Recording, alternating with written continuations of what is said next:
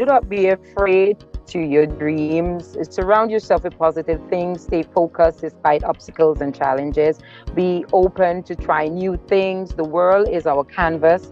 And I always tell my students, do not be afraid to apply CDRs or RATs. And you may ask, what are CDRs? For me, it's create, discover, and rediscover opportunities and relationships. And RATs are revise, assess, and terminate negative influences and relationships that do not identify as opportunities, which may lead to your success. Welcome to The In Factor, conversations about how great entrepreneurs started, stumbled, and succeeded. I'm Rebecca White, and our next guest is professional development consultant and entrepreneur, Renee Phillip. Renee has applied her 25 years of teaching, training, consulting, and coaching experience to start the Business Cove Learning Academy, a learning center in the Caribbean island of Antigua. This program teaches entrepreneurship, management, and business skills to students and professionals. In this episode, Renee and I discuss her experience as an entrepreneur in Antigua, the global effects of the pandemic on entrepreneurship in small island states, and the future of business in a constantly changing world. I'm delighted to have Renee join me today, and I hope you enjoy this episode. So Renee, thank you for joining me on In Factor. My pleasure, dear. So I'm so excited because I met you. You're a University of Tampa alum, which is a lot of fun. And we met through LinkedIn, but also I met you through your daughter who was in my class. So this is a very special treat for me to be able to have that opportunity to talk to a former UT student as well as a parent of a UT student. Yes, it is. My daughter was rather excited when she took your class, and I was like, okay. Seems like it's an interesting professor. I wish I was there, And she said, Mommy, you need to meet her. I said, I will. I sure will. So, I took it from there and took the initiative. And she, did you email Rebecca? I said, I will. I just need to settle down a little bit, given the COVID-19 pandemic and everything. So I took the step one day. I said, okay, let me do this before I get I asked the question again, did you email Dr. White? I said, okay, the next time she does that, I will have an answer for her. So I'm happy I did. Well, I'm glad you did too. And I was so excited because I thought you would be a great guest for the podcast today. So tell us a little bit, Renee, what's the name of your business and what's it about? And a little bit about your context for our listeners, where you're located and a little bit about your background. Well, we are located in Antigua in the Caribbean. We're a small little island in the Caribbean. They label us the Caribbean Paradise. Very beautiful island, by the way. But the business is called the Business Cove Learning Academy. And we offer educational services for after-schoolers as well as students who attend the community college here on the island, and individuals who are also pursuing their bachelor's and master's degree. We offer services for those individuals who are focusing in business, because my major was business administration, and then I did my master's in business administration as well. And now I'm doing my doctorate in business administration, so I figured, okay, persons may need this assistance. And so I did combination of all my skills, because I also focus in visual arts in University of Tampa. So my major was twofold. And so I combined all my skill sets. So I do offer visual art classes for uprising artists as well. That's wonderful. I don't think I told you this in any of our conversations, but my mother was also an artist. So I come from that kind of a background as well. I love the art. The arts and business, I think, are a great fit. So now on Antigua, I'm guessing, I haven't had the opportunity to come, but I'm going to. I'm looking forward to it. And hopefully I'll see you when I'm there, once we can travel again. But on most of the islands, entrepreneurship and being an entrepreneur and a business owner is very common practice. Is it part of the mindset of a lot of the islanders there in Antigua? Yes, it is for most, because our population is very diverse. We have a lot of ethnic groups coming from different countries across the globe. And so their offsprings also, they come as entrepreneurs, and you have local entrepreneurs. And, for me, I was raised in the what we determine as the ghetto area. And so lots of times you find yourself wanting to get out of that condition. So a lot of individuals on island, because most of them were exposed from parents or given their economic situation, you have quite a lot of persons who are pursuing the entrepreneurship ventures and wanting to own their own businesses. Mm-hmm. Now, is that partly what motivated you to start this, or were there other reasons that you decided to start this? Well, to be honest, the business is introductory phase started when I left the community college here. And, we had a major hurricane, Hurricane Lewis in 1995. And so just coming out of the college, I had no income, so through a friend, you were asked to, provide tutoring services. And I said, seems interesting. So that led to that. And then in 2013, I got terminated from my job. And so that gave me the push, because then my students started seeking my assistance more and more. Their parents were just blowing up my phone, we need your services, we need you, the students need you. And so I said, okay, because I said to myself, I'm done with teaching. I said I was done with teaching. But the teacher in me, it said, no, you're not done. Your students need you. And Mm-hmm. so I decided, okay, why not offer the services, because the students really needed you. So I decided I had a little chit chat with my dad, and I said, well, Dad, I need to do this, but I don't have any funding, And he said, what do you need? And so that's where it started, because I realized I have a natural love for individuals who just want to empower themselves and want to embark on their career goals, because I know of my struggle. And so I know my parents didn't really have much to send us to university. And I saw my struggle, and I used that as a stepping stone to help other persons in my community and, on island, who I see they want to accomplish their careers well. And that is a big factor that we have here, where although our students, our children finish high school and probably the community college, lots of them just don't have that support system to help to guide them to their individual career. Mm-hmm. And so I realized that we needed that. That was a gap in the market. And I decided, okay, why not help? If I'm going to do something, I might as well give back my contribution there. And I'm loving it. Well, it's obvious, and I know you're having a lot of success with it. And that's what happens when you bring together the right person and the right opportunity and fill, like you said, a gap in the marketplace. It sounds like maybe this came from your parents, or maybe it was personal for you, but like me, it sounds like you believe that education can make a difference in a person's life. And you lived that, and now you want to share that with other people. Yes, because my father always, instilled in us. I never got to finish school. I never got to, achieve even a high school diploma. And I always wanted my kids to achieve what I didn't achieve. And my mom, she also didn't get to finish high school. And so between both parents, they had this strong feeling and this strong urge to just motivate the kids finish high school, get into college, pursue a career. And I always use their story as a motivator for my students as well, and even their parents, because I welcome parents to the center as well. And I have parents who are coming to the center with their kids, because they didn't get to finish high school or accomplish some of their goals. So kind of work as a community.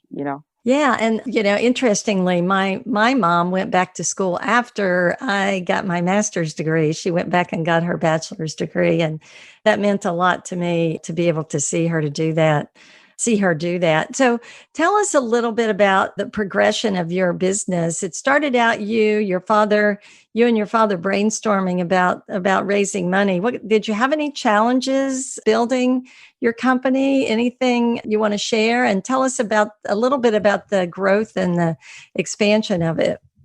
Well, I started off after I spoke to my dad, who doesn't even live on island anymore. He's living in the States. And so we spoke via the telephone. And he said, whatever you need, just let me know. And I said, okay, I need startup capital. I need to find a place to rent and I need furniture. And he said, just give me the cost. Because my daughter always have a little saving, parents, they always have a little saving. And so I said, Thankfully. I said, that is not going to be a gift. It's going to be in the form of a loan. So I will repay you. That's fine. I said, I will repay you. He said, I know. And so I went hunting for a space, the right space. I tried to find the right space because I tried to find a central location for my students because they come in from all across the country. So I wanted a central location. And that was a challenge finding that central location. But I did. And, I said, okay, I'm just going to make provision for maybe 15, 20 students. And in the first month, it went to 50. And then by the second month, it went to 75. And so it was just growing and I was bursting at the seams. So I had to change location.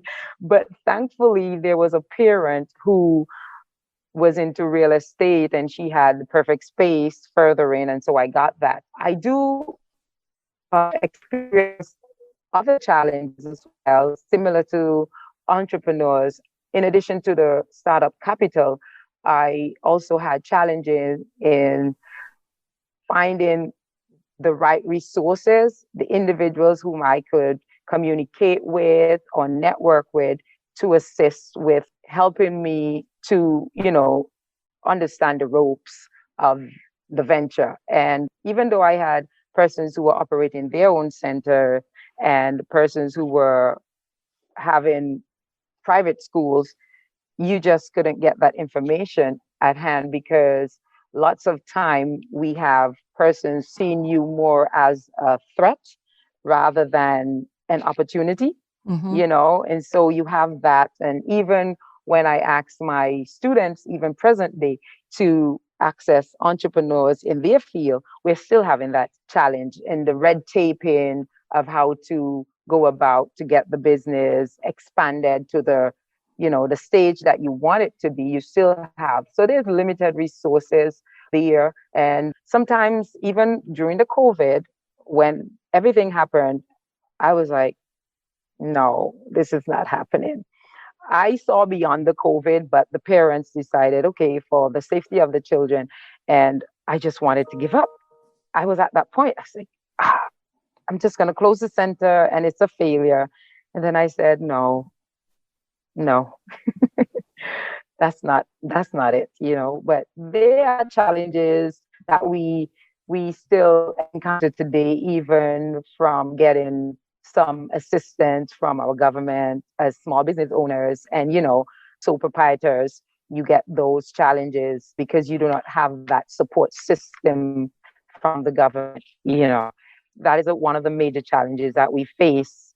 And then you also have challenges with some of the parents not having access to get to the center Mm-hmm. because of transportation or the time, the traffic, stuff like that. So we're ironing those out. Presently, we reopened, as I told you in an email, just dealing with that. I started back, I reopened the center and I have to deal with the school system, the new school system that is in play. So that also tend to pose a little bit of challenge, but not too much that I can't handle. I'm still Mm-hmm. working on that. So It's interesting because this pandemic has been a tremendous problem for so many people in so many ways, and the educational system has really struggled. And it is concerning.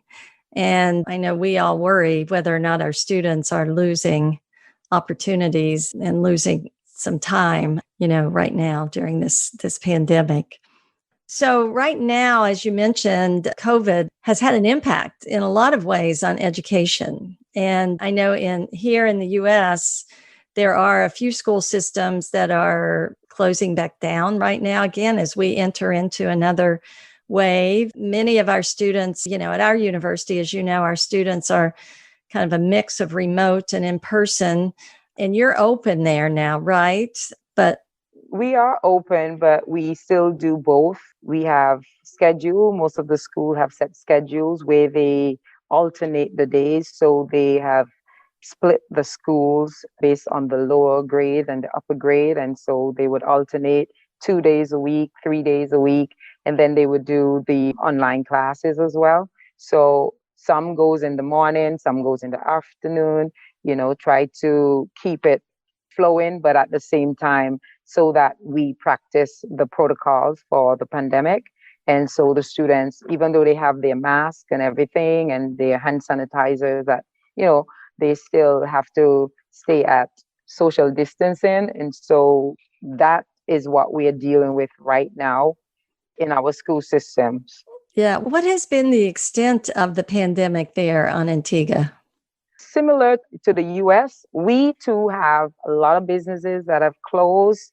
All of the schools are open because most of them are pretty much small in population and not overcrowded. The ones that they consider too large to function on a regular schedule, those are the ones that are split, as in a group A, group B. So group A will go Monday, Wednesday, Thursday this week, Monday, Wednesday, Friday, and then next week they will go Tuesday, Thursday, because then group B will go Tuesday, Thursday this week, and then 3 days to try to keep it balanced. In terms of business wise, a lot of businesses have closed their doors.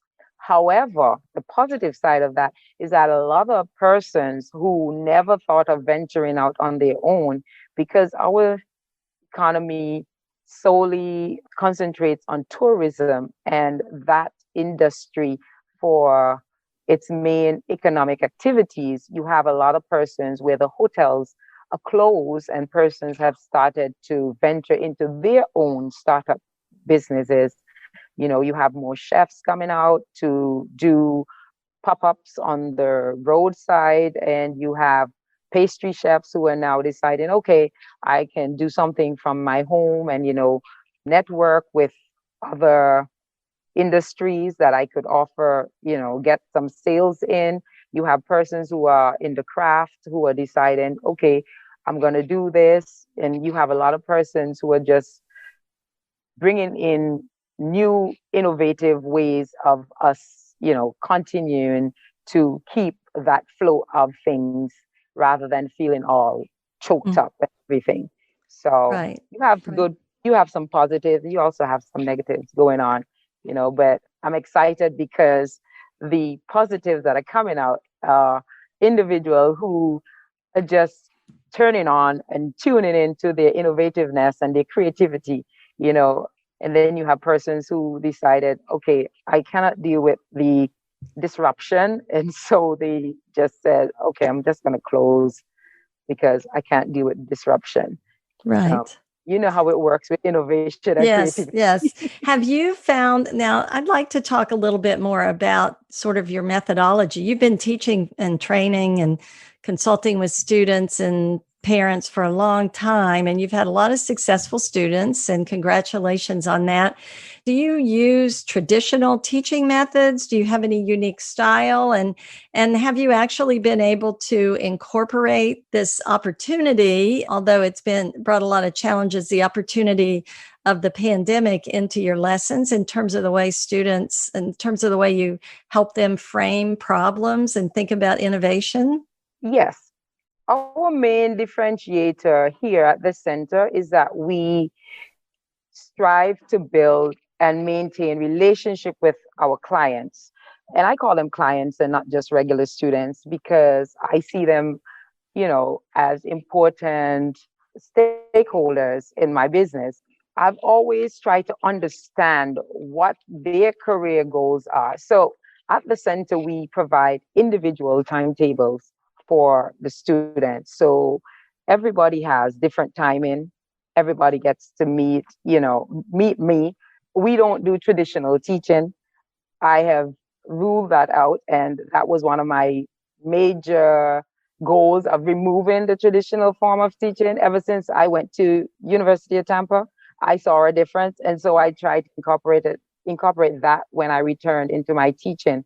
My students, the pandemic now, what is happening is that because students are going on different schedules, some parents have nowhere to send their students.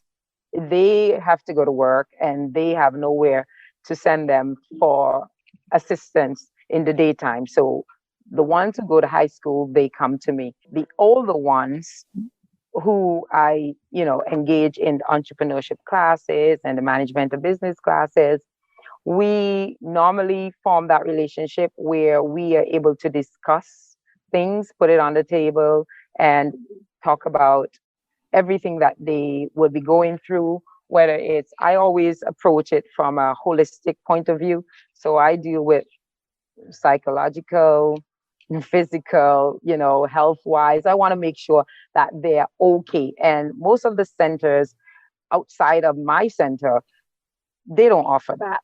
It's more of a commercial approach where, we are in for it for the profit as opposed to building and networking. So what you find is that my students, I always trail them. So I have most of them from high school, and even though they leave and venture off into universities, I still keep in contact.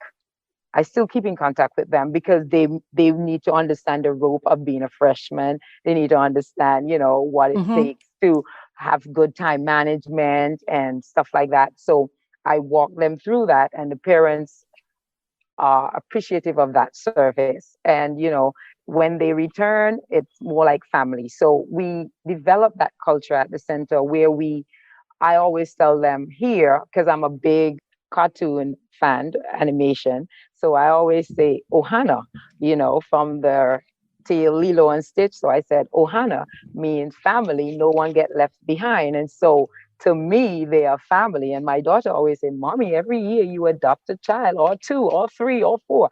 I said, yes, because the parent is me, and that is what is our main strength here at the center.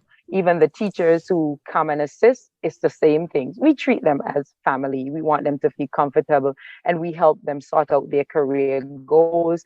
We advise them, and we trail them right through. Even after university, just to go find a job, they come, we sit with them, we tell them, this is what you need to do. You need to have this thing organized. You need to go here. We try to help them even to look for openings, employment openings. Right. So we take them right through because I Yeah. want to make sure that they're comfortable when they're with me, when they leave me, and they get out into that world. Yeah, that's a very holistic approach to teaching and learning. And kudos to you for that. Now, failure, you talked about you teach in the visual arts and you teach in the entrepreneurship space, and failure is a part of the journey for most business founders. And even, I would say, even for artists as well. How do you prepare students for this part of entrepreneurship? You really can't prepare them, but you could be real with them. And so I often tell them, I'm being honest. Failure is a part of the process. However, it's not in the failing, it's more in the uprising. After you would have considered yourself to fail at a venture or a pursuit, what do?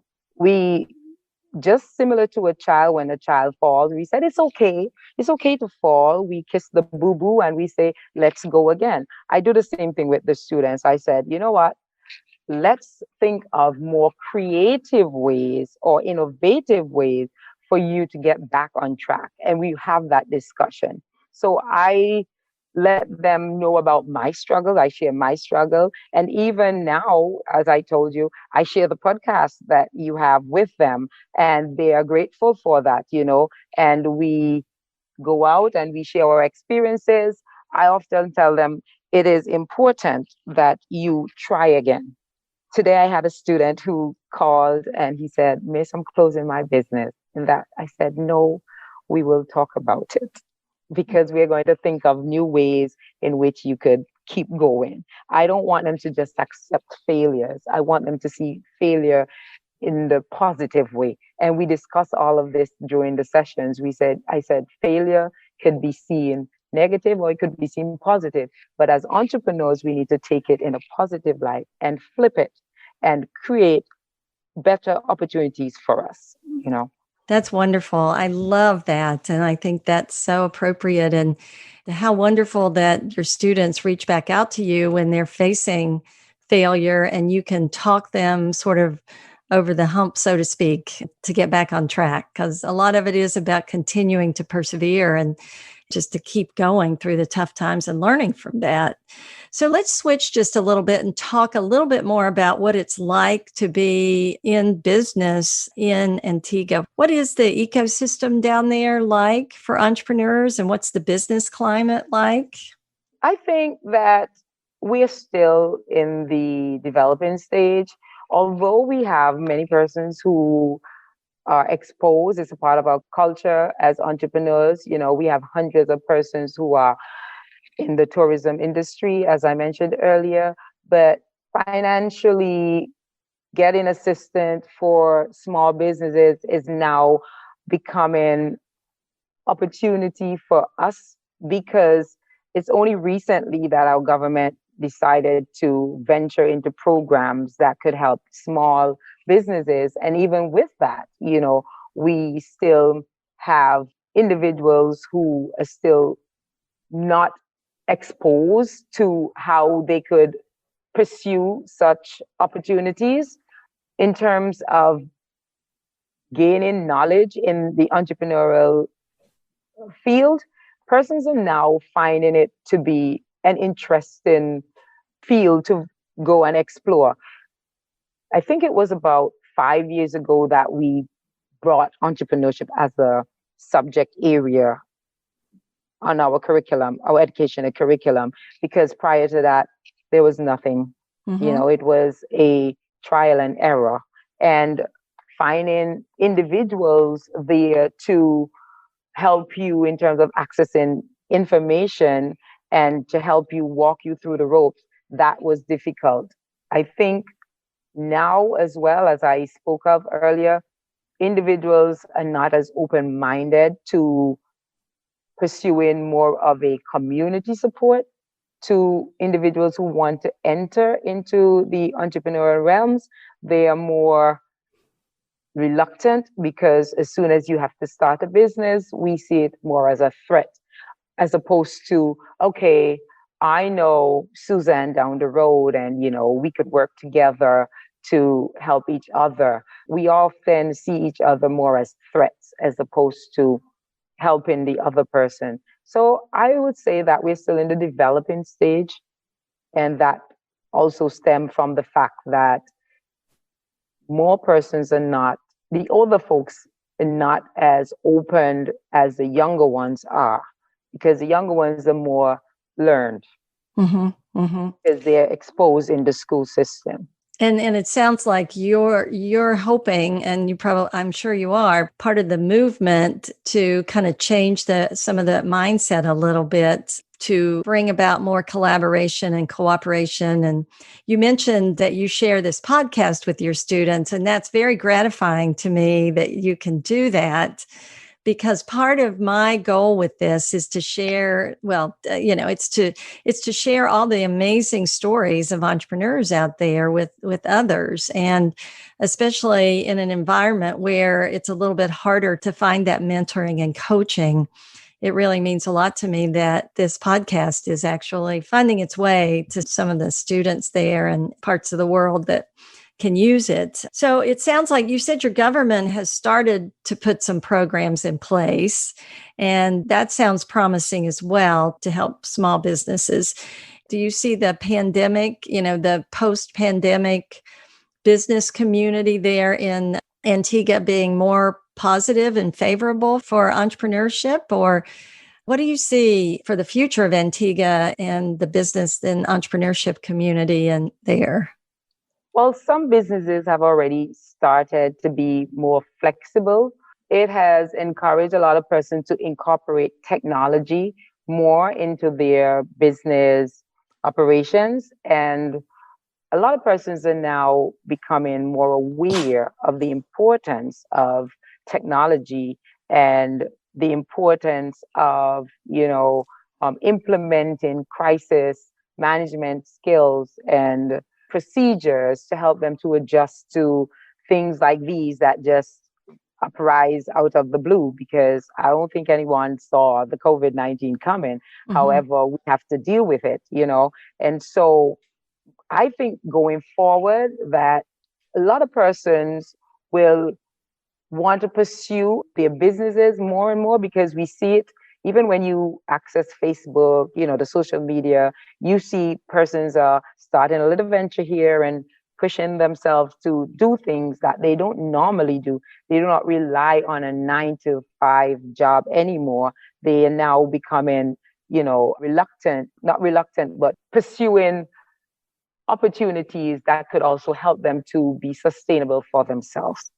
Mm-hmm. That's such an empowering mindset, right? To be able to feel that you can make a difference and that you can sustain yourself. And that's one of the things that I love about entrepreneurship. I think it's such a powerful and transformative field. So you talked a little bit earlier about the arts, the visual arts, as well as business and entrepreneurship. Do you integrate those, or are those two separate parts of your school? How does that work? I integrate both, because normally once I am having the entrepreneurship classes, I find that my creative juices are flowing. And so I always envision things. So for instance, now my students are about to plan one of their major events to showcase their talent, their skill sets, and that was me trying to get them to some sort of exposure for persons to recognize we do have these persons in our community. We do have these persons in society, and look at what they're doing with themselves. And, I do not separate my artistic skills or my artistic abilities from any of my sessions. And in addition to the entrepreneurship class, I also do a little bit of mathematics, and that is what helps me to get to the students. It's the artistic part that helps me to get to my students, because Mm-hmm. I have to break it down in parts and, let them see it in part before I put it back in whole. So everything works together as opposed to keep them separate. It's I really hard for me to like do. that. Yeah, a very holistic approach. And, we have a lot of the creative arts students who also study entrepreneurship, because if you're an artist, you're probably going to be an entrepreneur at some point. You're going to Right, be promoting yourself, right. promoting your arts. And so there's a lot of overlap there.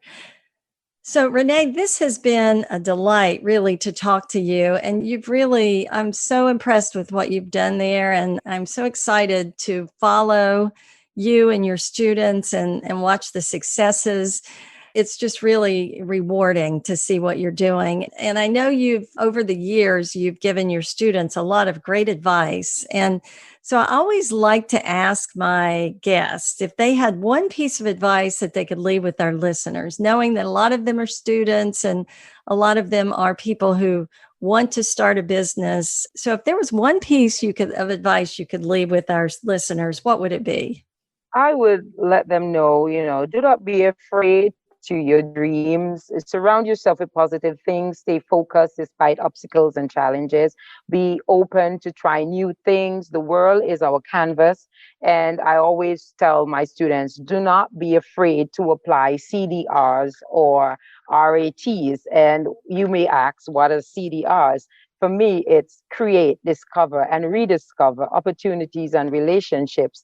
And RATs are revise, assess, and terminate negative influences and relationships that do not identify as opportunities, which may lead to your success. So I always encourage them, You are going to meet opportunities, try to be creative, go back into your journal, go back into your diary, and rediscover things. And, don't be afraid to go out. If opportunities arise in front of you, don't be afraid to discover either. But at the same time, we have to be able to, revise our initial plans and assess to see where we're making progress. And some of the things we have to terminate. We have to, you know, get rid of those because they might not be contributing to our positive endeavors. So we have to get rid of those. That's a wealth of advice in just a few words. And I like those acronyms. Thank you for sharing that. Those are all great, great suggestions. So, Renee, thank you for joining me today. Where can our listeners connect with you, find out more about you and your business and what you're doing?